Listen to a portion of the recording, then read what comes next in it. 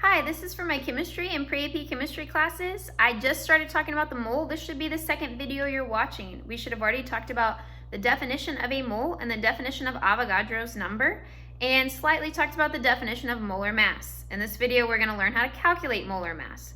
To recap, a mole is a unit in chemistry used to talk about things in a way that we can handle it. So instead of having to talk about the individual atoms, a mole is a set unit that we can communicate. I compared it a lot like a dozen. You should think of it essentially as that type of unit. And so Avogadro's number is 6.02 times 10 to the 23rd atoms per mole. So for every 1 mole of anything, I have 6.02 times 10 to the 23rd atoms of that thing. If I have 1 mole of carbon dioxide, then that means I have 6.02 times 10 to the 23rd CO2 molecules floating around. If I have 1 mole of carbon, I have 6.02 times 10 to the 23rd atoms of carbon. Different sizes, different weights, different volumes that they take up. They can look different, just like bricks and feathers look different, weigh different amounts and take up different space, but I still have the same number, 1 mole. Molar mass is going to be found on the periodic table. And so in your notes, the example is to calculate the molar mass of sulfuric acid, H2SO4. So I'm going to break it down into 4 simple steps. Step 1 is to list the elements. So if you're trying to calculate the molar mass of a compound, you need to list your elements. So when I look at this, I see 3 different elements. I have hydrogen, I have sulfur, and I have oxygen. So step 1, list my elements. Step 2, list how many you have of each. So when I look at this, I have 2.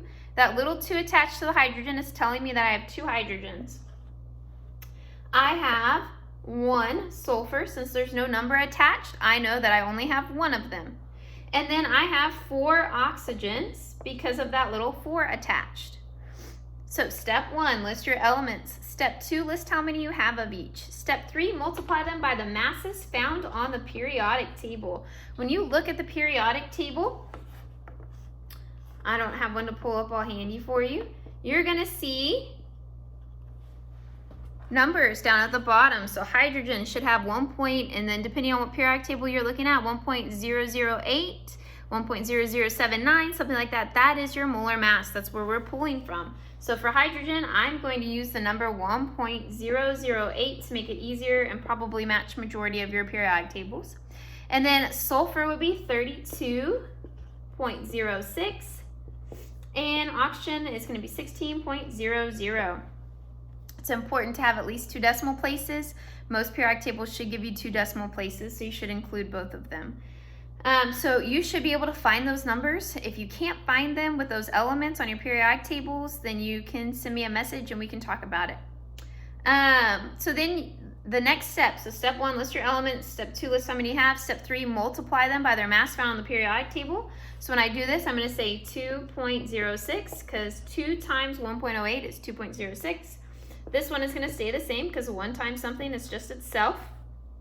And this one is going to be 64.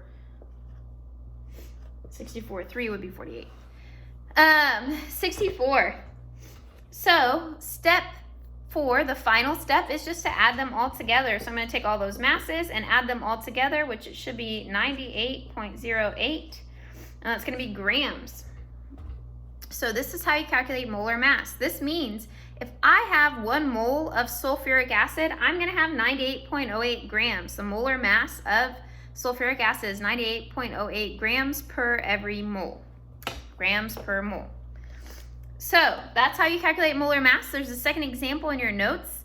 I want you to go ahead and try that one. It tells you to calculate the molar mass of ammonium sulfide. So first you need to get the formula for ammonium sulfide.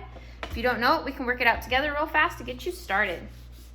So ammonium, polyatomic ion, and then sulfur would be sulfide. So we have NH4 plus and then S minus 2. When they combine, they're going to need to combine to get charges to cancel. So since this is a +1, I'm going to need 2 of these guys to cancel out this one. So it's a polyatomic ion. You need to put it in parentheses first. I need in total 2. So this is the formula you're using to solve the molar mass for the example problem in your notes. Go ahead and try those.